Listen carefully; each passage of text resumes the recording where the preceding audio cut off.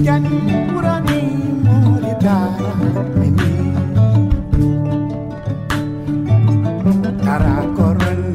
mbokk yi ñu ngi leen di nuyu kenn ku nekk ci turam ak santam ñu ngi rafetlu lu baax seen ànd ak Ferlo FM Jolof Actu ba ci Africa 7 mbokk yi ni ñu ko baaxoo di ko ànd ak yéen seen émission pencum Jolof tey ji nag muy émission boo xam ne bi bu spécial ndax li ko waral mooy ni dañu yàgg def ay gëstu ci li nga xam ne lii moom mooy homme de l'année ngir tànn ko kenn ci biir Jolof li ko waral nag mooy jéego yi nga xam ni mi ngi koy def waaye bëgg bi nga xam ne bëgg na ko Jolof nga xam ne tey ci moom la ñu tombé ci 2019 bi ngir daal di koy sargale waaye ti nag fexe ba nit ñi gën koo xam ci li nga xam ne mooy taxawaayam ci biir Jolof tey ji nag loolu waral na ki nga xam ne kii moom la ñu tànn homme de l'année gannaaw gëstu yu bëri yoo xam ni def nañ ko ci département bu Linguère muy loo xam ne tamit xëy na dina soññ ki ñu ko tànn waaye tamit nag dana gën a soññ ñi nga xam ne ñi xëy na tànnuñ leen ñoom itam ñu xam ne ëllëg mën naa doon ñoom ndax li ko soxal moom mi ñu tànn ak yéen ñiy déglu ak man mi wax xëy na benn dénominateur commun la ñu am mooy yokkute Jolof rawatina ci Sénégal gi yëpp tey nag monsieur le ministre de l'élevage et des productions animales la ñu tànn di Samba Ndiobène Ka monsieur le ministre ñu ngi lay nuyu. Alaaji Daam maa ngi lay fay maa ngi lay sant maa ngi lay gërëm ci occasion bii nii bi ci jiitu maa ngi lay sant ngir liggéey bi nga xam ne yaa ngi ñu koy defal ñun ñëpp parce que émission yi ngay animé ay émission de haute facture la fii ba bitim réew doomu Sénégal yi rawatina doomu Jolof yi dañ koy déglu kon ci loolu ñoo ngi la ci sant bu baax waaye di la encourager également à ce que nga persévérer lu tax loolu ma ne la pour nga gën a persévérer parce que du métier bu yomb du liggéey bu yomb liggéey la boo xam ne mën nga ci am ay waaye mën nga ci am ay noon ci interprétation ci sa taxawaay wala ci sa doxalin kon dama lay encourager pour que nga gën a gëm ne li rasul alayhi salaatu wasalaam amul mooy ñëpp nangul ko ñëpp bëggal ko beneen jaamu yàlla bu nga ko séentu kon ci loolu dama la ci encourager di la féliciter. alors yaa ngi sur pencum Jolof de temps en temps wala bayoo ko xel. pencum Jolof mën naa ne émission bu ngeen ci def jël naa sama temps déglu ko ba mu jeex parce que lu tax ñañ cee invité ay doomu Jolof lañu ñañ cee invité dañ leen a ràññee ci terrain bi muy terrain politique muy terrain économique muy terrain social kenn ku nekk ku ngeen fi invité ku ne rek su temps amee jël nañ enregistrement yi déglu nañ ko ci biir ak ci bitti lu tax ñu koy déglu parce que doomu aadama yi soo dul déglu li ñuy wax wala li di xool li ñuy jëf dina jafe yow nga mën a réorienté wu parce que nag àdduna heure boo yeewoo rek da ngay jàng te ñooñu noonu kenn ku ne am na vécu kenn ku ne am na loo xam ne soo ko xoolal seet ko seetantal ko da nga ci mën a jëriñu moo tax nag émission boo mën di def rek ak doomu Jolof ñun jël nañ suñu temps déglu ko seet ci li nga xam ne mën nañ koo jëriñoo ñu jëriñoo ko leneen li nga xam ne jëmul ci lu ñu mën jëriñoo ñu xam ne lii motadib doomu aadama la ñu tegandi ko ne. monsieur le ministre Samba Ndiobène Ka bu ñu la defee homme de l'année 2019 loola bett la wala xëy na dafa ñëw nii sa xel rek. déjà damay rafetlu initiative bi ngeen jël mooy di tànn homme de l'année te ngeen am seeni critère bopp seen seetlu bopp ci biir doomu Jolof yi fi nekk yépp ngeen jël lu toll ne journée bu toll noonu ngeen ne kii nii la ñu jagleel homme de l'année loolu nag dama gëm ba gëm ne du lu ma xaaroon parce que nag ragal naa ne liggéeyuma lu tax ma war a jot loolu njàmbaartewuma lu tax ma war a am loolu gënuma aussi jolof yeneen yi doomu aadama yeneen yi am Pastef lu tax ngeen jagleel ma ko ngeen bañ leen koo jagleel kon li may wax ci loolu rek mooy denn sant yàlla bu baax a baax julli ci rasul alayhi salaatu wasalaam sant waajur yi sant sëriñ yi nga xam ne ci biir ak ci biti ñoo ñu ñaanal waaye sant Jolof yépp rawatina ñi nga xam ne guddi ak bëccëg suba ak ngoon fu ñu toll ñu ngi lay naan defarwaatul parce que nag ay jaamu yàlla lañu motuñu suñu amul ay nit ñoo xam ne ñame nañu di ñu fu ñu toll di ñu naan defaral sa toogaay rek su reppee mën nañoo def tooxi doona kon ñooñu noonu ñoo ngi leen di sant et di leen delloo aussi mérite bi parce que lii cër bi nag su ngeen gisee mu dem ba toll nii ba nit ñi di ko wax du Samba Ndiobène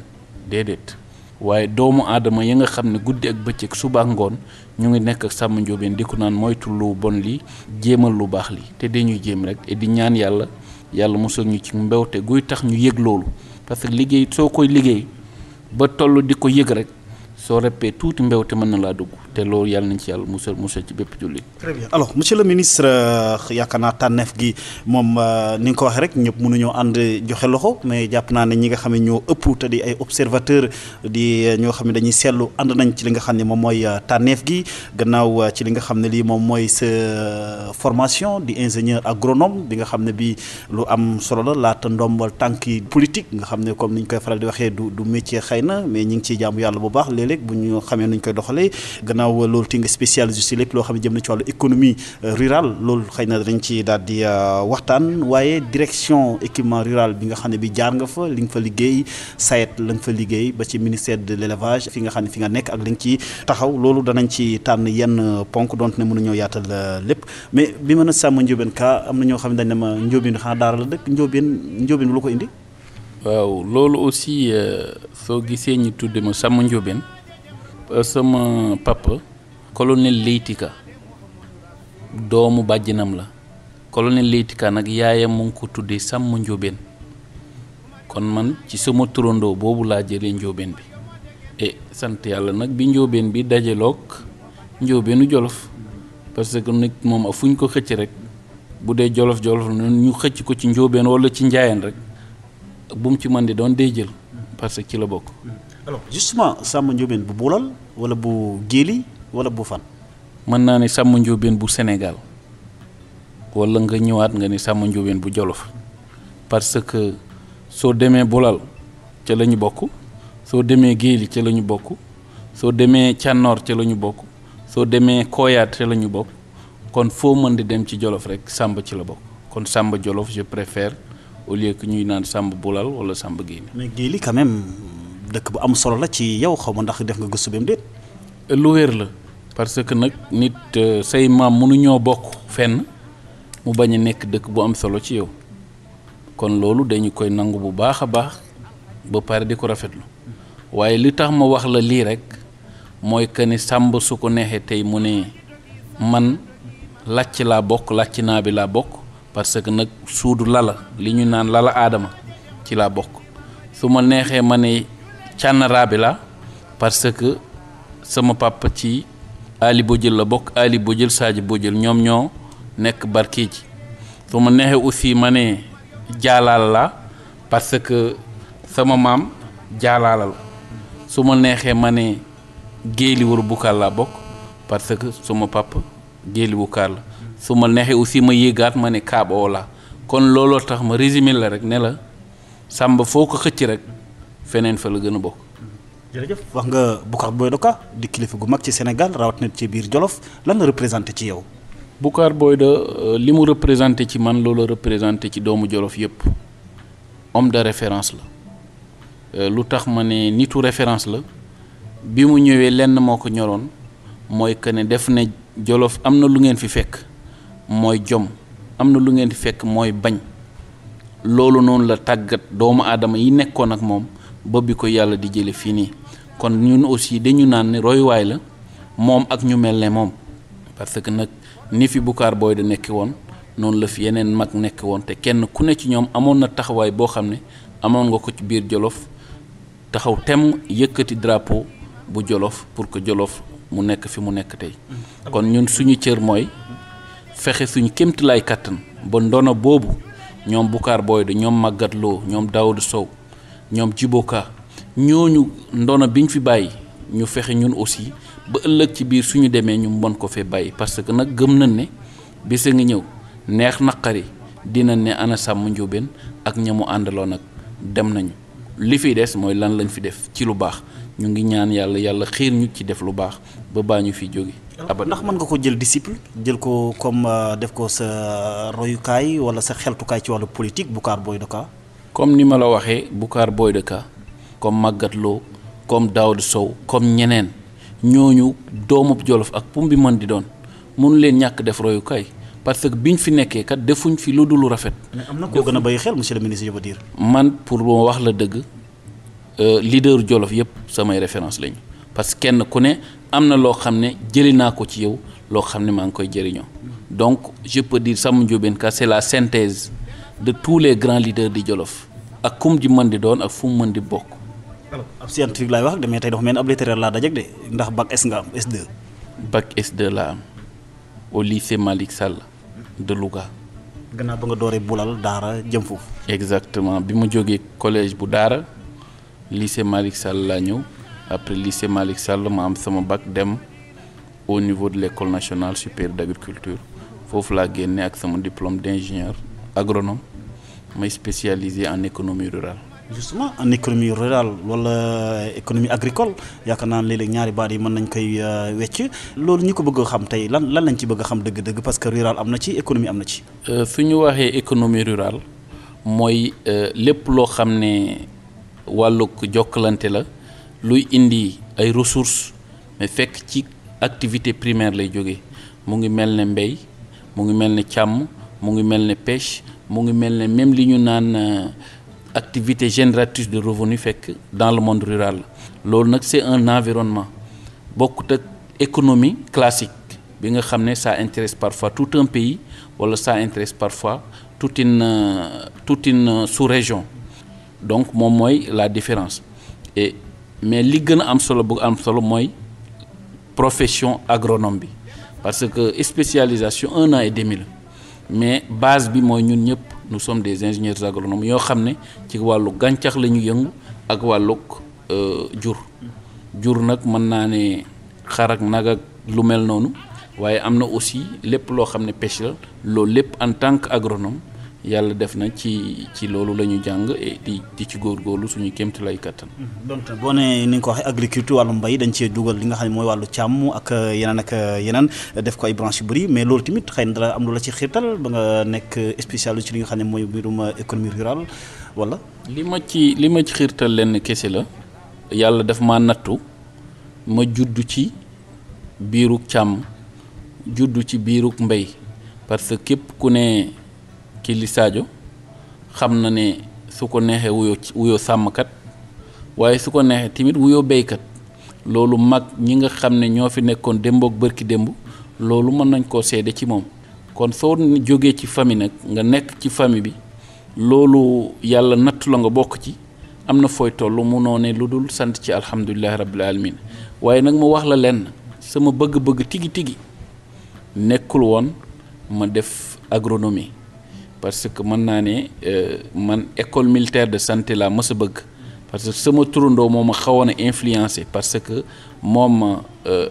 colonel de la gendarmerie la woon man pour man lépp lu ma mën di def lu dul li sama turandoo def rek des na kon santé militaire laa bëggoon ma nekk médecin militaire waaye yàlla def ma yóbbu sama dossier au niveau de Saint-Louis bi may yegsee ma ñëw en retard finalement dossier boobu laa indi moom laa déposé pour def ENSA te foofu tamit ma wax la nu mu demee dama jóge Ndar yegg si Louga fekk foofu sama benn xarit bu ñu naan Omar Dia actuellement moom mooy président conseil d'administration bu ADPME bi ma ñëwee ak sama dossier ma fekk ko mu ngi bind demande pour déposer ENSA ma ne ko sëñ bi looy def mu ne ma ENSA laa bëgg déposer tey mooy date de clôture bi ma ne ko lan mooy ENSA mu wax ma tur bi ma ne ko déet man moom mbay wax dëgg fa yàlla fi mu toll nii moom dina ma xaw a jafe mu convaincre ma de l'importance de l'école mu convaincre ma aussi surtout des débouchés waaye yàlla def bés boobu mu may wax ak loolu yoruma li nga xam ne moom mooy caution parce que soo joxee sa dossier da ngay joxe caution 5000 francs muy frais de dossier. 5000 francs yi aw ma ko ma génn ma ak sama benn xarit Ablaye Ba doomu Hamadi Ba ñuy ñibbi ci yoon bi fi ñuy génn rek lycée ñu dajeek papa mu ngi jóge bisis boobu nekk wetu lycée Malick Sall mu ngi feyeeku ji woon moo ñu may 10 000 francs. papa mooy kan. papa yi Ablaye Ba Hamadi Ba mu may ñu 10 000 francs Ablaye jël 5000 ma jël 5000 ma ne nag ce serait irresponsable de ma part ma préparer concours yi ni ma ko préparer at bi yëpp duma ci def benn concours kon il faut ma wàññeeku 5000 naam bëgg naa ko lool waaye nag il faut ma wàññeeku déposer ko pour def ENSA noonu laa defee ENSA kon pour wax ne rek nit ak fu mu mën di doon ak lu mu mën di doon destin mënu ko wees. et au passage ma santaat encore yàlla mais santaat bu baax sama papa Amady Ba boobu mi nga xam ne loolu noonu duma ko fàtte abadan daay man. alors nangoo naa ci ku la jege lool mu ne nag xam naa tey def nañ le ministère de l'élevage et des productions animales mais ku bañoon sàmm nga quand même. waaw xam nga soo nekkee ndaw yaru ci biir dëkk su ma nee biir dëkk mooy ville su ma ko mënee expliquer parce que Boulal même su nekkul ville yooyu it comparé ak àll bi ñuy sàmm ville la yaa ngi nekk di fubal di def naka su dul noonu yaa gone yi loolu suñ la bëggee sàmm loo wax dëgg fi yàlla xanaa dañ la ëpp doole waaye bëgg ko moom doo ko def les rares occasions yi nga xam ne maa ngi sàmmi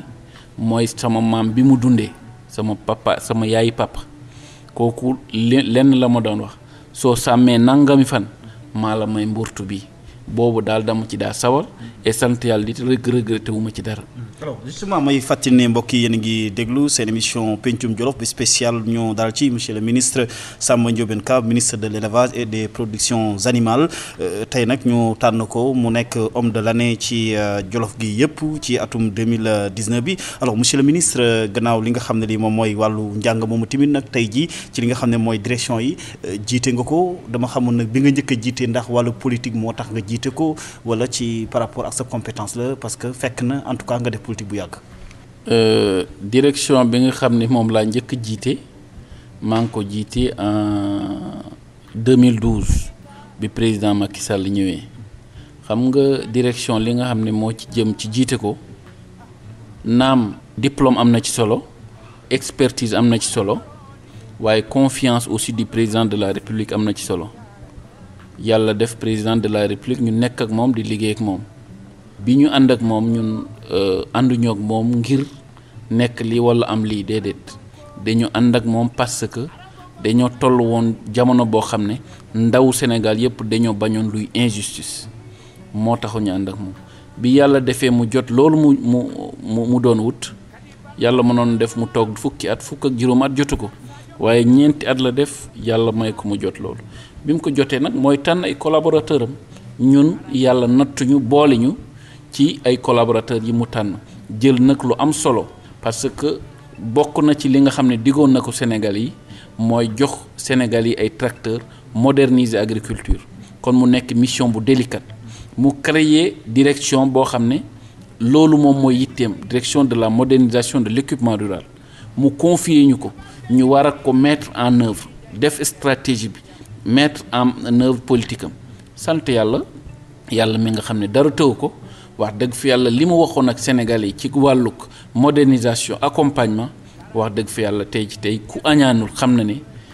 fii réew mi am na une véritable modernisation du secteur agricole kon loolu noonu mënuñ lu dul sant ci yàlla. 1000 tracteurs yi nga xam ni waxoon nañu ko mais ndax ñëpp mënoon nañ cee jot wala dafa amoon xeetu nit yu mu soxaloon parce que am na ñoo xam ne ñii comprendre ñu woon exactement. ci wàllug tracteurs yi 1000 tracteurs la diggoon les Sénégalais mën naa ne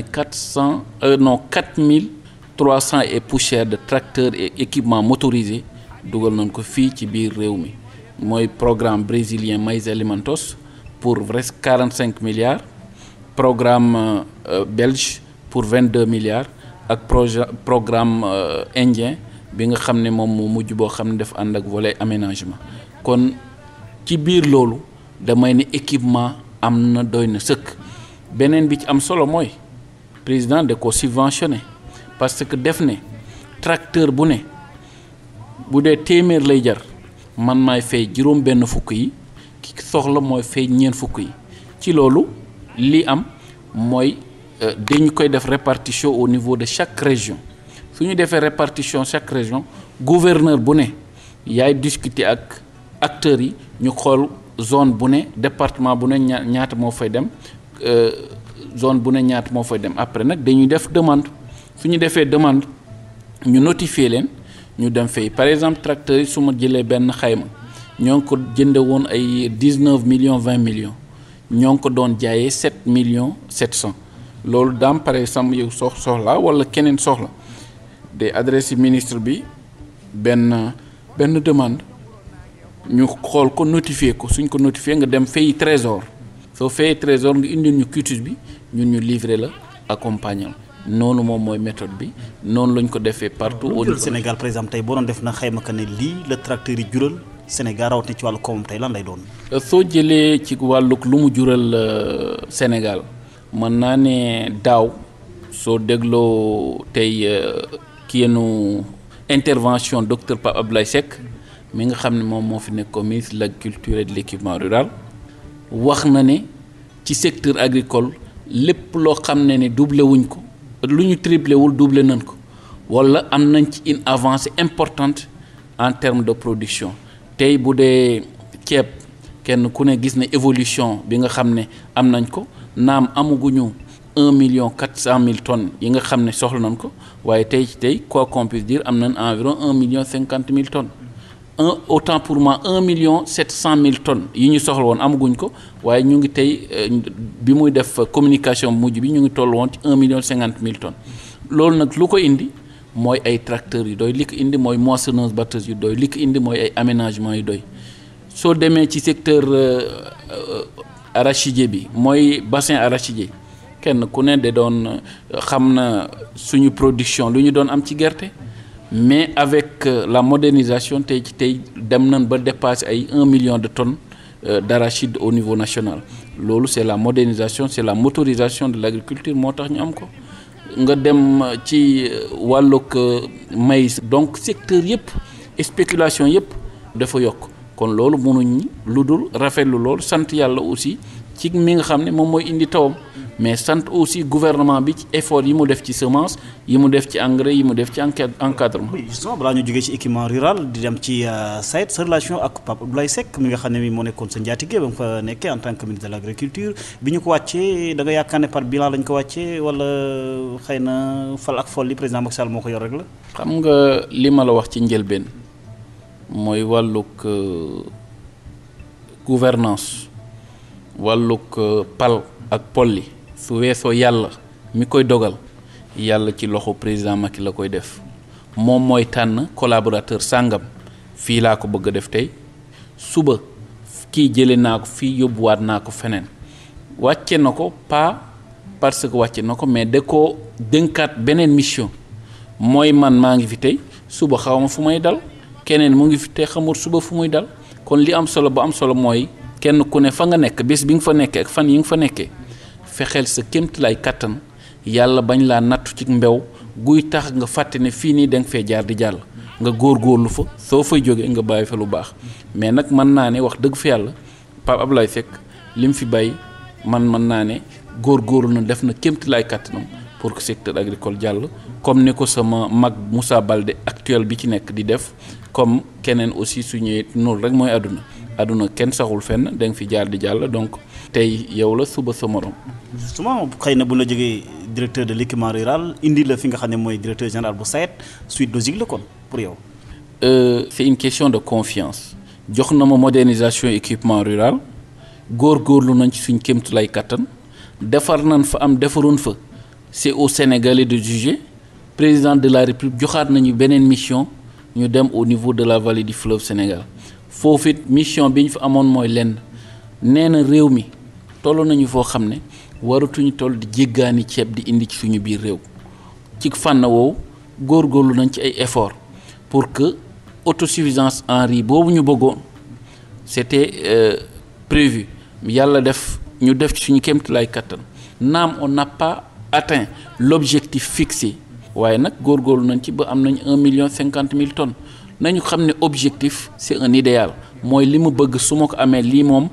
xadd naa kaaba bi waaye nag su ma ko amut it su ma ko jegee ñu war maa sant war maa gërëm kon ñu sant Macky gërëm ko ci loolu noonu initiative boobu. alors oui wax nga ko sa biir kàddu sax ci autosuffisance en riz bi nga xam ne bi ñi ni béy woon nañ ko xel dëgg-dëgg 2017 ngeen ñu ko waxoon nga ne def ngeen ci ay jéego mais xëy na calcul yi moo baaxutoon dëgg-dëgg mais quand même yenn techniciens yi nee na ñëw xëy na bi ngeen koy wax xëy na da ngeen réeroon ba suur rek mais vraiment loolu c'était pas possible. xam nga en matière d'interprétation ñaar rek moo am soit d'accord naa ci parce que soit d'accorduma ci parce que ñi nga xam ne d'accorduñ ci chiffres yi nga xam ne ministère de l'agriculture joxe na ko booba mais ils sont libres parce que nag bu ñu fàtte lenn ñun suñu réew liberté de parole dafee am solo kenn ku ne am nga droit interpréter mbir na la neexee mais li am solo ba am solo mooy li wóor ba wóor mooy que les efforts de l'État ont été visibles et partout et ci fànn woo mënuñ lu du sant yàlla gërëm mais aussi ñaanal ki nga xam ne moom moo am initiative yooyu parce que bu njëkk kat nit dafi doon nekk président de la République li ko gën a amal solo mooy Dakar Thiès waaye président bi mu ñëwee li mu njëkk wax mooy que ne ki dëkk Fongolemi ki dëkk Tamba Jolof Matam ci àll bi ak foo mën di nekk yaa ki dëkk Dakar kenn ku ne ci yéen da nga war a sentir que ci réew mi nga bokk moo tax nag alal bi nga xam ne moom la ñu yore fii ci réew mi ala saga béykat bi dina ci am wàllam ala saga sàmmkat bi war ci am wàllam ala saga nappkat bi ala saga keneen ak keneen kon loolu du mënuñ lu dul rafetlu ko waaye nag mënuñoo tere tamit koo xam ne am na liberté de parole mu bañ a joxe xalaatam loolu ça n'engage que ce qu'il dit personnellement man loolu gëw ma ko ànduma ci te. mais li leer wóor mooy li ngeen ci waxoon ci wàllu ceeb bu doy loolu moom mujjut a am ndax da ngeen joxaat benn date ci kanam ndax xëy na 2000 sàngam da ngeen ko matal léegi. nee naa la objectif bi moom mooy moo nekkoon 1,7 million tonnes loolu objectif la su ñu ne la objectif dans un projet c'est l'idéal lii de suñ ko amee. li ñu bëgg moom mu mat mais loolu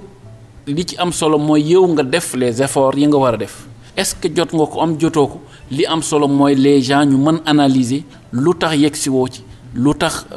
amoo ko parce que nag am na li ñu naan aussi des conditions externes exogènes yoo xam ne bokkut ak gouvernance bi ngay def yow en tant que tel mais ça ne dépend pas de toi parce que su ñu waxee tey problème mu taw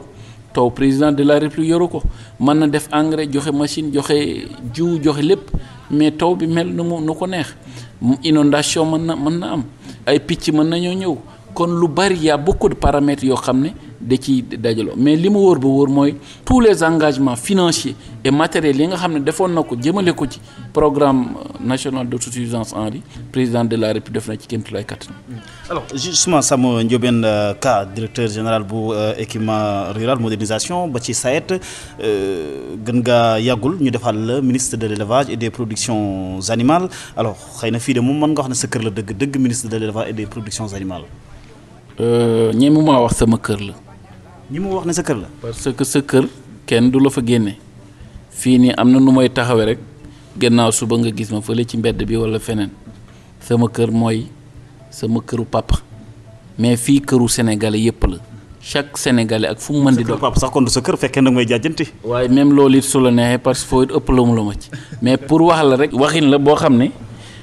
di la wax ne daal sama kër fii nii këru sénégalais yépp la. doomu sénégalais bu mu mën di doon ak foo mën di toll fii sa kër la ëppale wu ma fi kenn yàlla natt na ma nag tey ma bokk ci jëwrinu kër yi jëwrinu kër gi moom tey man la ko yàlla dénk jaarale ko ci loxo président de la république di ñaan nag ma taxawee ni jëwrin war a taxawee di jubal di defar di ñaw waaye aussi di accompagner boole ci di yërëm di jéggale loolu daal xëy na bu ñu ko waxee fi ñuy waxee dëgg-dëgg mooy ne xëy na kër gi vraiment en tant que Samba Ndiobène Ka nitu koo xam ne kii xëy na doomu sàmm la doomu baykat la quand même bu ñu la defee fii xëy na mën nañu wax ne lu xel mën a nangu la am na sax ñoo xam ne dañ la doon tooñ tuuti naan la xëy na Samba Ndiobène ministère mi ngi doog a am sàmm dëgg. waaw xam nga loolu aussi li ma ci yokk rek mooy que ne suñ la waxee sa papa tubaab la sa yaay tubaab la gën na ci nga fexe ba xees pecc. loolu lu ma bëgg wax noonu moom mooy que ni xëy na ña wax Samba Ndiobène ñëw na pël la sàmmkat la fii këram la yaakaar la kon dañu ñaan yàlla rek yàlla bañ a tas yaakaar bi parce que li am solo bu am solo mooy ak ku fi mën di nekk du sa xelu bopp ngay demee du sa doxalinu bopp ngay demee doxalinu gouvernement ngay demee politique gouvernement ngay mëne doxalinu président de la république ngay mëne lay des nag président de la république mu ngi mel ne borom kër ci biir këram dépense la am joxe dépense nag taxul la am ceeb bu neex jox nañu dépense jox nañu bëgg-bëggam li des mooy ñun ñoo ngi déroulé di ñaan yàlla nag suñu yekk na fekk ceeb bi nga xam ne moom la président de la bëgg moom la ñu def mooy que ni na fekk li nga xam ne liggéey bi mu ñu sant moom lañ ko defal. alors justement tey jii xëy na li nga xam ne moom mooy ministère bi xanaa da nga falu rek yàggul rek. li nga xam ne moom mooy benn mbos bu ñu dëppee grippe équine di song la xëy na am na noo ci doxee ba génn ci mais loolu quand même nekkoon na lu rëy test la woon. waaw wax nga dëgg xam nga àdduna kenn ku ne am na lu ko yàlla di dajal yàlla dafa def dañoo jël service motul une semaine grippe équine enclenché wu fi mu nekk feebar bu metti boo xam ne rey na fi ay mala yu bari luy tolloog 57000 têtes rey na ko ci suñu réew waaye dañu sant yàlla nag parce que gaaw nañ ciy jóg jël nañ matuwaay yi def nañ ci aussi ay ressources financières ressources matérielles yu bari pour que loolu noonu ñu teel ko dakkal. parce que stratégie nga utiliser woon je veux dire par exemple une semaine rek xëy na nga ñëw tombé ko naka nga fexe ba li nga xam ne mooy jàngoro ji lawut. xam nga déjà man bi ma jëlee service bokk na ci li ma sama papa dénk mooy ko ne soo ñëwee jël service ci benn structure fexeel seetlu ñaari nit bi njëkk bi mooy seetlu ña nga xam ne da nga leen fekk foofu ñuy defar di jubal ñooñu noonu ngir yàlla bàyyi leen foofu ñu des foofu di defar di jubal noonu laa def ña nga xam ne fekk nga leen foofu ñu am nu ñu di demee te ñu nekk ay jaamu yàlla yu matul comme yow fexeel nga woo leen xamal leen kat lii ngay nekk du nii su ma sañoon ñu defee nii nga continuer seetlu leen. loolu dafa jar temps te yow amoo woon temps bi. waaye mu def am loo xam ne moo tax bi ma ñëwee ñi ma fekk ñëpp dama leen maintenir. ci ministère bi ci ministère bi. kenn ku ne ma renouveler la sama confiance ma ne leen ne fii nii du man yéen la su baaxee yàllaa ko baaxal jaarale ko ci yéen su melee neneen naam am naa ci responsable waaye du ngeen ci génn kon nañu fexe mu baax par rapport ak situation grippe équine bi def nañ prophylaxie bi li nga xam ne da ko laaj mooy gas suul cadavre yi beneen bi am na vaccin yi nga xam ne laajoon na ko aussi def nañ ko ak sensibilisation bi surtout que su amee automatiquement sàmmkat bi mën a woote agent technique vétérinaire bi gën a jege mu confirmer loolu noonu ndax grippe équine la wala du grippe su dee moom la mu vacciner ko topp ko ni nga xam ne moom la war a toppee sant yàlla nag bi sénégalais yëpp mobilisé wu éleveurs yëpp mobilisé wu parce que nag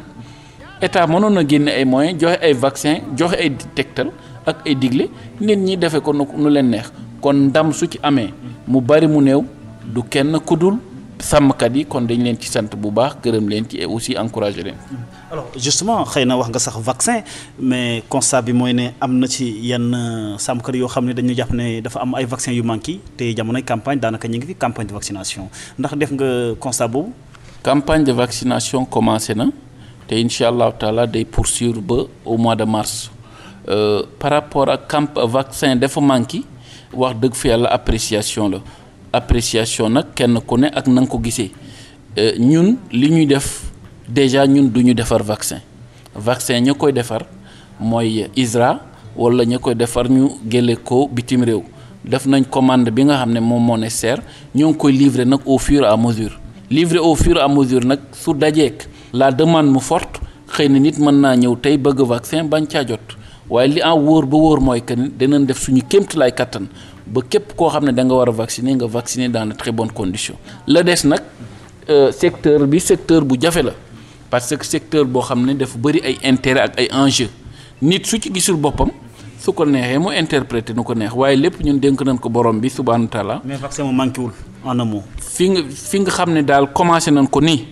waxuñu ne complet am nañu vaccin yu bëgg yëpp mais def nañ commande bi nga xam ne moom la ñu war a def ñoo ngi xaarandi loo xam ne nag du ci sa poste bés boobu nga koy génne wala du ci sa valise nga koy génne da ngay def li nga xam ne yow moom nga war a def le reste nag au fur et à mesure nga topp procédure bi et espérer nañ ko balaa campagne bi di jeex objectif bi nga xam ne visé nañ ko par exemple su ma jëlee tey PPR peste petit ruminant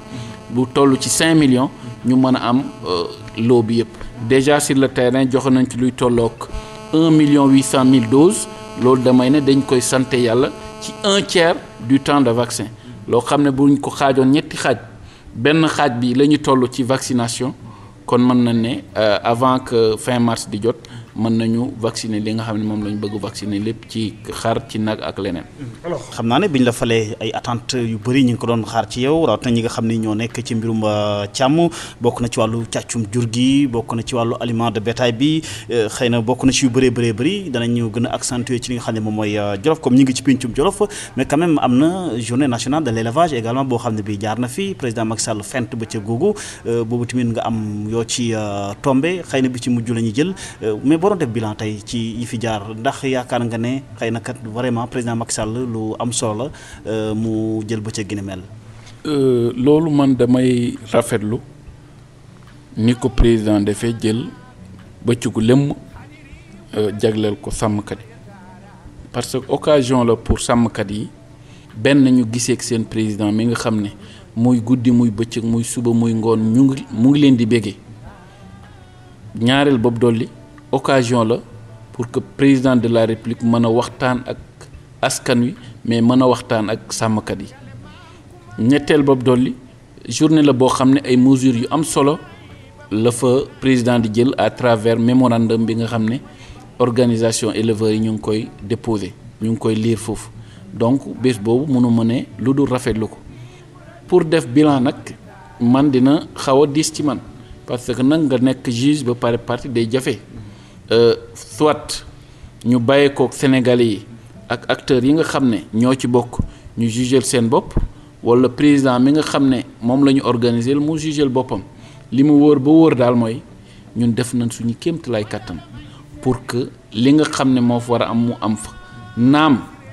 du ñàkk ay couac surtout nag lenn suñ fa waxee ren wàllu journée élevage am na dara loo xam ne ŋàkk na ci mën naa ne badge la ma nit mën a wax waaye du beneen fànn. mooy bu kayel bi weesu. bu kayel bi parce que nag nit ñi dañoo ñëw mu am mobilisation bu bari doole xam nga nag soo woote ay doomu aadama ñu ñëw am yenn ñëw gi ñu ñëw bu ànd xër c'est tout à fait normal am ñoo xam ne li ñu séntu woon ci wàllug badge wala leneen am lu ci sooxe. waaye loolu de la mobilisation monsieur le ministre xam naa tamit am na solo ci orateurs yi ñi nga xam ne dañuy wax ndax ñu bokk ci ñi nga xam ne ñoom ñooy mbirum càmm gi dëgg-dëgg ñoom ñoo war a wax nag ngeen koy tànnee. déjà journée ren bi nañu rappeler thème bi moo nekkoon promotion des cultures fourragères et amélioration génétique comme créneau porteur d'emploi pour les jeunes et les femmes mooy mbéyuk ñax mi ak dolli deretu jur gi mën nañoo sukkandiku ci loolu pour mën a wutal gone yeeg jigéen ñi xëy ci biir loolu aussi su amee thème bu am na ay acteurs yi ñu naan acteurs prioritaires am na ay acteurs yoo xam ne ñoom ñoo gën a nekk à l'aise pour wax ci loolu waaye def nañ symbiose mooy xool nañ ñi nga xam ne ñoo nekk ci amélioration génétique xool nañ ñi nga xam ne ci organisation yi la ñu nekk xool nañ ñi nga xam ne aussi ay sàmmkat tigi lañ ñoo xam ne ñii jël nañu kàddu wax ci turu sàmmkat yi la des nag na nit ñi comprendre que ne ñun dañuy doon door bi moo nekk suñu première organisation boo xam ne journée de l'élevage kon c'est tout à fait normal mu am peut-être ay failles yooyu nag ñun jëluñ ko comme échec. ay failles yu mel naan parce que yow wax nga faille bi nga gën a remarqué rek moom mooy badge mais xëy na au-delà de badge moom xëy na am na yeneen failles yu ko gën a xóot wala. non wax dëgg fa yàlla man sama bopp noté wu ma beneen faille à part les badge mais dama ne du ñàkk parce que comme que organisation bi ren lañ ko commencé du ñàkk suñu defee réunion d'évaluation. defaguñ ko dina am lu ñu ne lii kat baax na lii kat baaxul ñu xool ëllëg suñ koy organiser ñu xool naka lañ koy mën di defaree incha allahu taala. mais thème bi nga xam ne moom ngeen jël kay xëy na matale ko rek moo ci des léegi parce que ñu bëri doon nañ ko xaar jëm ci mbayum ñax li muy taw xëy na bëriwul Sénégal mais loolu est-ce que vraiment culture sénégalaise la culture fourragère. par rapport ak mbayu ñax mi président de la République bés boobu jël na kàddu rassuré na Sénégalais yi nee na leen.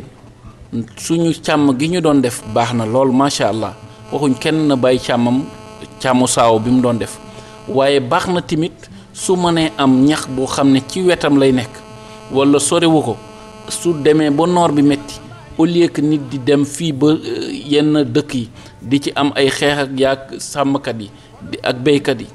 nga am sa ñax boo xam ne da nga ko mën a dundale sa jur ci loolu nag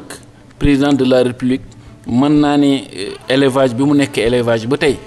amul benn yoon bu état occupé wu ci wàllug nañu délibérer sàmmkat yi de grande superficie bii yoon nag bërki démb on avait une réunion avec ministre collectivité territoriale ministre environnement ministre agriculture ak man élevage ci lan mooy xool pour commune yi nga xam ne ñoo nekk ci réew mi commune bu ne am loo xam ne lii da nga koy délibérer éleveurs yi pour affaire culture fourragère pour wax leen ne programme bu am solo la programme bu am doole la boo xam ne président de la république ci boppam moo ko téel boppam et incha allahu taala taxawaay bi ñu ci war a def dinañ ko ci góorgóorlu incha allah. yaakaar ngeen ne balaa diwoon da ngeen am lu ngeen ci joxe ni exemple nit ñi xëy na teg ci seen gët wala dafa gàtt. fii ak déwén mënuma la wax waaw mënuma la wax déet mais li ma wóor ba wóor mooy que ni li nga xam ne ñun war nañ ko def comme démarche incha allahu taala dinañ ko ci def ci suñ kéemtalaay kattan et le plus rapidement possible. alors oui wala non bi xam naa ne am na solo lool comme nga mënoo maa wax waaw wala déet comme ni ko président Macky Sall waxee woon donte ne bëgguma dugg ak yow ci mandat bi. non xam nga li ñu wax waaw wala déet mënuma la ko wax c'est parce que tey ci tey man rus naa jàkkaarloog yow wala jaamu yàlla beneen comme man di ko naan fii ak nangami weer dinaa teg lii sa loxo wala dinaa la woon lii mënuma la wax déet aussi parce que xaw ma ndax nangami weer yooyu balaa jot mën naa kon foofu dama lay wax ne daal li nga xam ne mooy suñu cër ak suñu rôle dinañ def suñu kéemtalaay kattan. CRZ biñ la fale CRZ moom c'est vrai que Jolof la nekk mais Sénégal kii yëpp la jëriñoon tey lan nga ci taxaw pour def ko ci. li nga xam ne moom mooy CRZ de Daara muy CRZ de Kolda muy CRZ boo xam yooyu noonu ay centre de recherche zootechnique lañu bu njëkk bokk na ci zone de refuge temporaire pour éleveurs yi kenn ku ne nag xam na CRZ de Daara moom ni mu mel ni mu toll nii mais sant yàlla déjà maak sama naataango ministre de l'agriculture waxtaan nañ ci war nañu ko foofu noonu déjà am na li ñu naan centre national d'amélioration génétique bu ñu fa def ñoo ngi ko war a renforcer en matériel en équipement am na aussi SIMEL bi nga xam ne dañ ko def foofu au-delà de ça avec la FAO tout récemment prévoir nañu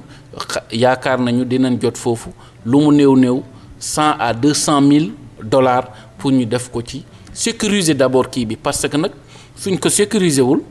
suñu demee ba ci kanam su reppee nit ñi dinañ def ko dëkkuwaay te nag lu ñëpp bokk yow yaa ko wax Sénégal yëpp bokk ko day rafetkat ñu góorgóorlu ci bëgg ëllëg ci biir ñëy ñëwit ñu xam ne lii nekkoon na fi desandi na fi ba léegi loolu lu koy waral nag kenn ku ne ci ñun fa nga féete nga war caa góorgóorlu bëgg nañ promouvoir foofu des cultures fourragères mais aussi def li ñu naan centre boo xam ne centre de référence la au niveau national ou même dans la sous-région en matière d'amélioration génétique ci loolu discuter woon nañ ak FONSIS pour def fa ce qu'on appelle la société nationale d'amélioration génétique nga xam ne ay nag ñooy jóge Brésil ay Gouzera ay Nélore ay races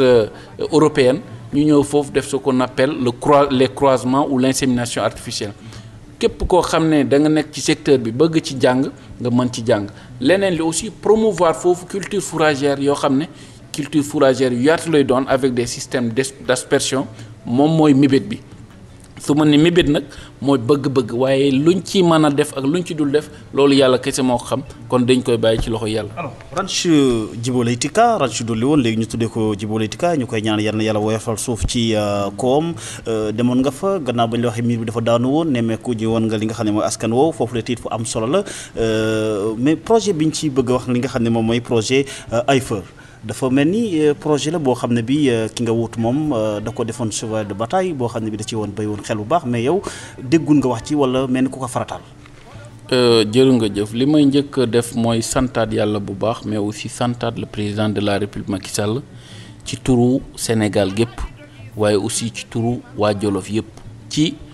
loolu sac boobu mu defal ñun waa Jolof jël lu toll ne ranch de Doli boo xam ne tey référence la ci biir Afrique mu jël ko tudde ko doomu càmm doomu Sénégal koo xam ne joxe na léppam ngir Sénégal joxe na léppam ngir réew mi mu jël lu mel noonu tudde ko beneen boobu dolli mooy li nga ma laaj question bi nga ma laaj mooy wàllu AIFER wax nga ne meen AIFER commencé woon nañ fa di bëgg def ay yëngu-yëngu mais man waxaguma ci dara parce que amaguma li tubaab di wax les tenants et les aboutissants ci action yooyu ñu war a def benn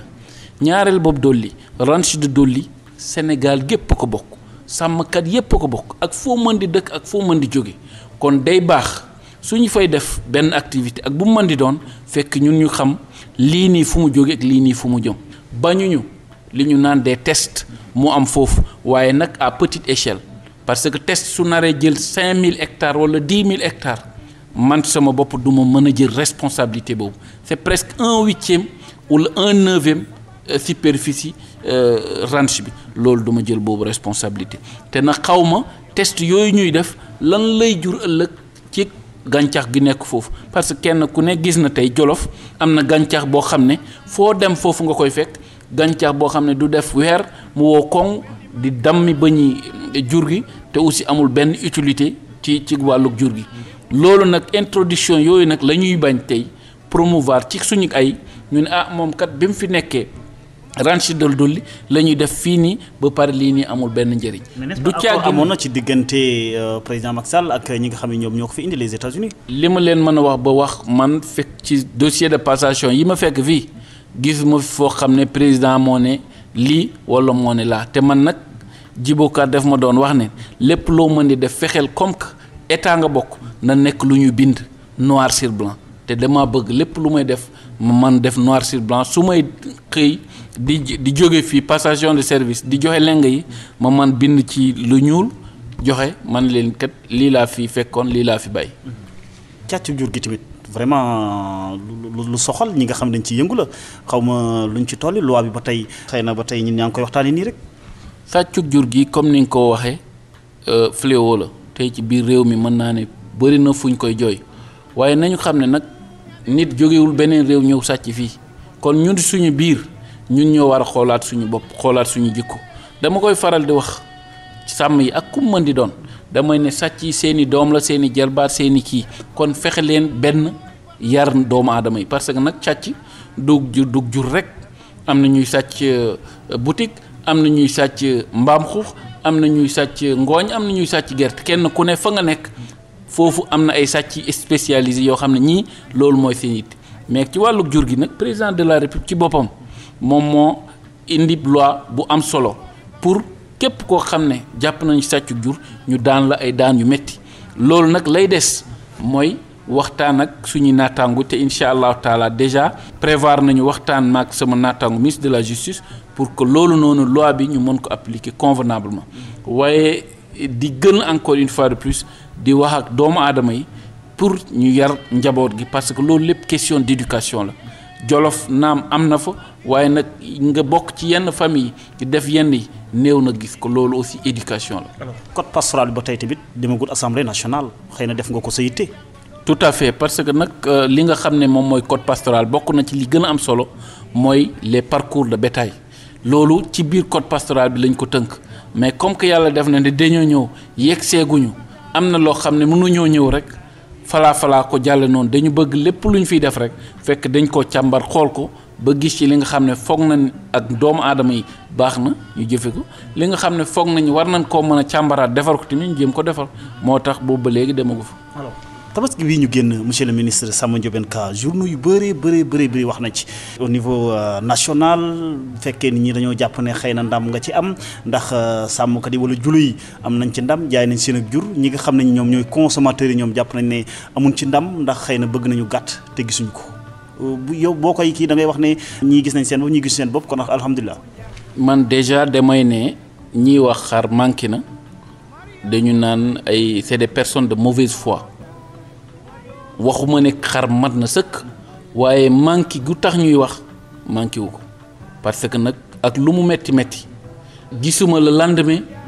fii nii ci réew mi fooy dem une semaine après amul ay xar kon li am solo ba am solo mooy nañu comprendre benn xar yi bi ñu contexte bi tabaski an ñëwee nawet bi jàppagul amagul ñax bu tooy ñax bu wow doo ko séentu fenn jur gi sonn na sàmm yi seen bopp ñoo lay naan ne at yu bari damay dem du ma jaay kon du ma fi bàyyi samay nag samay béy samay leneen di yóbbu 200 xar 300 xar te du ma ci jaay ñaar fukk ñi indi woon as tuut boole ceeg li jóge feneen wax dëgg fi yàlla ñooñu jaay nañ te aussi nañu comprendre leen rôle ministre de l'élevage ci wàllu tabaski rôle ministère de l'élevage du indi xar du jaay xar du wàññi njëg rôle ministère élevage mooy lan mooy que yow daam commerçant xar nga naa fexe ba soo indee sa xar nga nekk ci ay conditions yu baax pour mën a jaay bandi du la lor doo am problème ndox doo am problème aliment soo bëggee jënd ci yoon bi sooy indi say xar police du la arrêté de sonal gendarmerie du la sonal at yi wees premier ministre wala réunion interministérielle moo doon am ñu signé benn document buy wane ne lii ak lii ak lii ak lii la ñu permettre mais ren mën naa ne président de la république ci boppam moom moo signé document boobu wane ne dindi nañu taxe yi nga xam ne ñiy indi yow daam yaa ngi doon indi juróomi junni su la neexee indi fukki junni wala ñaar fukki junni terewuñ la ko waaye nag yaay xool est-ce que bi nga indee juróomi junni sa juróomi junni yooyu jaay nga ko am jaayoo ko soo ko jaayee su la neexee sa banque nangoo jox nga dem indi soo ko jaayul ku la bëgg a dugal ci loolu day jafe kon rôle ministère élevage mooy facilité. mooy mettre nga xeetal ci julo yi na leen indi leen seen jur dalal seen xel xëy na danañ jeexal parce que am na ñoo xam ne xëy na indi woon nañ daaw dañ indi woon jarul ñu ne naa wàññi ren peut-être ma dem jar du ma xam ne ma koy indiwaatee. xam nga pour ma wax la tabaski avant ñuy dem déjà yenn mission yi dañu njëkk def le recensement des intentions de vente mooy ñi nga xam ne yaakaar nañu ne ñii war nañoo indi su ma ñëwee ci yow nga nekk ab julo ma ne la ñaata nga foog ren ngay indi nga ne ma ñaar téeméer wala ñetti téeméer loolu nga ma wax mooy sa intention de vente intention bi mën na nekk bu dëggu comme mën na nekk bu dëgguwul ñu recenser l'ensemble des intentions de vente au niveau national ñu def récap bi par rapport à ça aussi ñu def les simulations en fonction des besoins du marché national su ñu defee kii bi simulation bi dinañ xam approximativement est-ce que le marché sera fourni ou est-ce que le marché ne sera pas fourni à partir de ce moment nag léegi la ñuy dem nañu dem gisee suñu naataango Mali xamal leen que ne état dina def lii dina def lii dindi na leen taxe dina leen jàppale ci policiers yi leen di sonal dina leen jàppale ci ndox sur place dina leen defar ripaas ren ripaas ñun ñoo ko subventionné 5200 saak boo xam ne yaa ngi ko jënd 7000 ou plus donc loolu moom mooy rôle état loolu moom mooy mission état suñ ko defee nag ba pare le reste au niveau national sàmmkat bu ne nag li ñun wax ci tubaab question d'opportunité la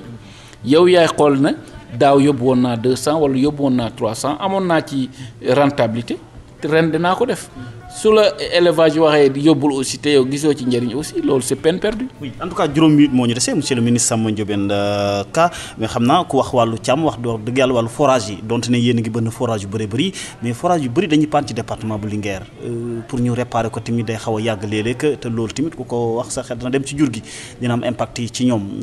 loolu lan nga yaakaar moo ko waral ak luy solution bi ci gën a gaaw parce que forage yu bëri am na jamono yu paan bu car ñi xëy na ma jël ko exemple yeneen yi réparer nañ leen barki Demba Ndiaye loolu jafe-jafe la. déjà wàllug forage yi président de la république da cee joxe ay addu yu am solo dene ne nañu fexe ba réew mi foo toll mën a am ndox pour naan mën a am ndox pour sa jur mën a am ndox pour say besoins yi nga xam ne da nga ko war a def yépp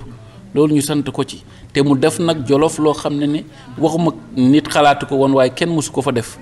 ay forage yu bari yu am solo am doole loolu nañ ko ci sant la des nag mooy dankub ceeb nit mën na la ko dankal defal la ci sa biir gémmiñ waaye sàq mi ak wanaasu moom nit moo koy defal boppam lu ma bëgg a wax noonu mooy def nañ forage yi am na li ñu naan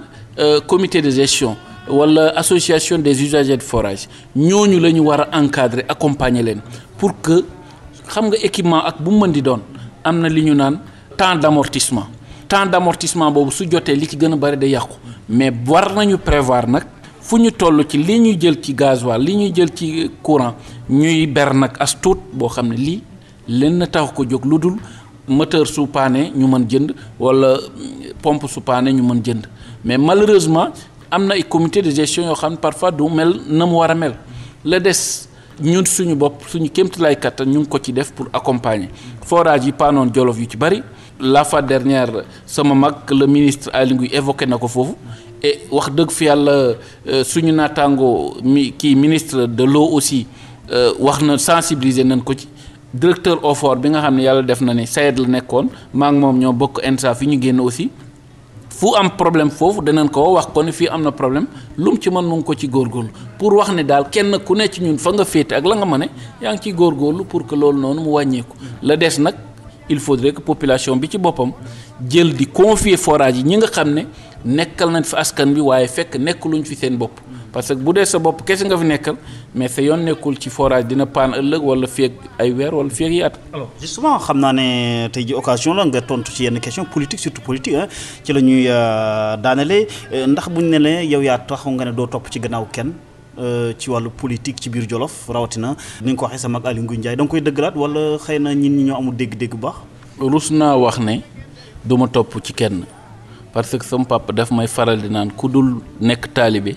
dina jafe mu nekk ab sëriñ waaye lépp loo gis ci àdduna rek def am lu koy wundu lu muy laaj ak fa muy jaar. Aly Ngouille sama mag la dama koy dëggal tey di ko dëggal suba mënuma koo dindi ma magoo koog ma ñàkk ko magoo mu rakkoo mag ñàkk ma rakkoo sama mag la te maa ngi ñaanit ci àdduna bañ a gis luy tax ma bañ koo magoo la des nag politique dafa mel ni mu mel kenn ku ne am nga say gis-gisu bopp ak sa yoonu bopp yaa ngi góorgóorlu sa kéemtu lay kattan waaye du ma topp ci ma Samba ak du ma topp ci ma Demba wax dëgg fa yàlla jomb naa ko waxal sama bopp lay des nag benn patron nag laa am ci wàllu politique Macky Sall la tudd amul ñaar amul ñett. surtout sur le plan politique xëy na yow ak le ministre parce que ñi sax dañu ko jàppee tendance mais lu bëri dafa jaar seen diggante seen i waajur seen doxalante mais vision ngeen bokkul. maak sama mag ñoo bokk vision parce que ñun ñëpp benn vision la ñu topp mooy vision président Macky Sall la des nag pour dem ci teen moom dafa bëri yoon yuy dugg ci teen bi. bii mbar na jaar sow bii jaar penku bii jaar feneen waaye li mu wóor ba wóor mooy man Macky Sall laay liggéeyal képp kuy liggéeyal Macky Sall xamal ne ñun ñoo bokk yoon bi.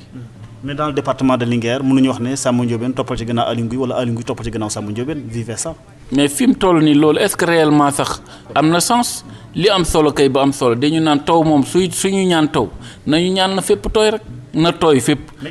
essayé nga vraiment ngeen gën a def benn dànk ci département Linguère ngeen gën a am doole ndax yow mas nga def jéego yu ni mel. wàllug dànk wala yooyu damay ne loolu initiative personnelle la muy man muy moom muy keneen ragal naa moom bañul ñu ànd man bañuma ñu ànd la des gëwuma sax ñu bañ a ànd parce que ñun ñëpp ci parti APR la ñu nekk ñun ñëpp Macky Sall la ñu liggéeyal. luy problème bi kon. problème amu ci ànd bi tendance bi fi am bi. loolu noonu mooy animé politique su amul tendance rek politique bi dundul tey ci tey bu doon Aly nekkul fi mu nekk man ma nekk fi ma nekk mën naa ne mën na am ku kenn mer ci parti bi dem dali feneen waaye tey képp ku mer ci Samba Ndiobène ci kër Aly ngay fanaan képp ku mer ci Aly Ngouille ci Samba Ndiobène ngay fanaan kon loolu dañu naan génn ci néeg bi dugg ci néeg bi la ñun ñëpp Macky Sall la ñu liggéeyal patron benn la muy Macky Sall. ci ndigalam la ñu nekk tey ci ndigalam la ñu nekk suba lu mu bëgg mu ñoŋ ci lu mu bëggul nekkul ci. ndax yéen a ngi seetante léegi di waxtaan en tant que doomu Jolof nekk ay ministre. ah waaw c'est tout à fait normal. kañ ngeen gëjee toog waxtaan tête à tête pour waxtaan. toog tête à tête moom gëj nañ ko def parce que jotam mayu ko sama jot mayu ko mayu ma ko parce que nag ministre de l'intérieur c'est pas une mince affaire kon temps bëriwul man aussi fa ma nekk naam dox yi sur le terrain bari na waaye nag comme ni nga ko xamee rek jot bi moom rek la du leneen. mais gisee bi moom du ñàkk et tout le temps aussi ñoo ngi gisee chaque semaine ñoo ngi gisee. alors yéen a ngi gisee ca conseil des ministres. alors sa fief dëgg-dëgg bu doon am na ci wàllu politique fan lay doon ci biir Jolof. Daara Jolof. et pourquoi pas Boulal. mais bi may militer Boulal amoon na de. waaye man maa tànn Daara ma ne Daara laa màgge laa yaroo foofu laa bëgg militer parce que je suis un Sénégalais libre boo xam ne mën na militer fu ko neex. ma ñëw milité Daara sant yàlla nag sant waa Daara parce que bi ma ñëwee dañ maa yaatalal ba mu yaatu bismillah ma waaye aussi teg ma ca kaw fu ma kenn tegul damay ne àdduna du gudd du neex ba ma mën a féetale Daara ci gannaaw su loolu jàlleen foofu laa milité foofu la mais nag su loolu jàllee le département de Linguère fenn foo ci dem fu ne am nañ fa ay jaamu yàlla comme ñun ñoo xam ne ñoo ngi jokkoo ak ñoom di yëngatoo ak ñoom di liggéey ak ñoom. alors parce que xam naa dégg nga débat bi léeg-léeg nga dégg non monsieur le ministre mënut a def base Daara parce que dëkkul Daara bu bëggee politique na dem Boulal loolu dex naa boo ko déggee da nga am benn xel ñaar sa xel wala da nga wax ñii lan moo leen dal. waaw loolu duma ci am benn xel dama koy jël rek def ko ci cadre kii nii dafa ñàkk argument moo tax muy waxee nii parce que su dee am na argument nekk un sénégalais xam li code électoral bu réew mi wax war na loolu war na ko tegandi ne xam ne. citoyen sénégalais ak bu mu mën di doon ak foo mën di jóge rek su dee sénégalais nga foo la neex mën nga faa militer lay des nag mooy est-ce que am nga Pastef bu tax nga xeex ba imposer wu foofu wala ñàkk ko loolu rek moo am. te yaa ngi koy waajal parce que 2014 waajaloon nga ko xëy na am na loo ci jàngatee 2021 comme fekkee dana am ci juin yaa ngi koy waajalaat. man li may waajal mooy li ma Macky Sall dénk su ma paree ci li ma Macky Sall dénk nag mu ne ma dugal ci lii ma dugg su ne ma wàcceel ma wàcc aw ma beneen ambition personnelle. ñu gërëm la sant la monsieur le ministre amoon nañu mbégte lool dalal la comme yaa nekk homme de l'année bu ñu tànn ci biir Jolof gannaaw jéegi nga xam ni def nga ko nga accordé ñu tamit li nga xam ne moom mooy waxtaan wi lay am nañ ci mbégte ñu bay la nga tàggoog ñi nga xam ne ñu doon déglu ci Ferlo FM Jolof Actu ak Africa 7. jërë nga jëf sëñ Dame maa ngi lay sant bu baax di rafetlu encore une fois de plus sa initiative yi nii lii nii day yokk jom day may kenn ku ne aussi courage di góorgóorlu ci li nga xam ne mu ngi ci. beneen bopp dolli aussi di sant bu baax réew mi yëpp Sénégal yëpp waaye di sant aussi waa Jolof bàyyiwuma kenn parce que damay ne suñu tuddee tey muy man muy Aly Ngouille muy keneen du suñu juddu du suñu am-am du suñu Pastef du suñu expertise parce que lu ñu am tey ci expertise ak bu mu mën di doon am na ku ko yore junneem ne tew ga ni ne kenn gisu ko alal du loolu du leneen mais Jolof la kon Jolof gi nga xam ne tey bokk na ci ñi ñu may nit ñi gis ñu nit ñi naw ñu nit ñi teg ñu fenn ñu ngi leen di sant di leen gërëm et di leen ñaan ñu ñaanal ñu fu ñu toll yàlla nañu yàlla musal ci beew. jërëjëf ñu gërëm ko mbokk yi sant ko bu baax Samba Ndiobène Ka ingénieur agronome waaye nekk jamono jiiti ministre de l'élevage et des productions animales mu nekkoon spécialement ganuk seen émission pencum Jolof gërëm nañu leen ci ñi doon déglu Ferlo FM Jolof Actu ci biir réew ak biti réew ak ñi doon déglu ci Africa 7 biir réew ak bitim réew Dame Ndiaye moo nekkoon ci kàddu gi mbokk yi ñu ngi leen ñaanal jàmm. kodo suba ko jonguro nange hore alhaji Umar Jole makay Madina alhaji dogi safa dogi marwa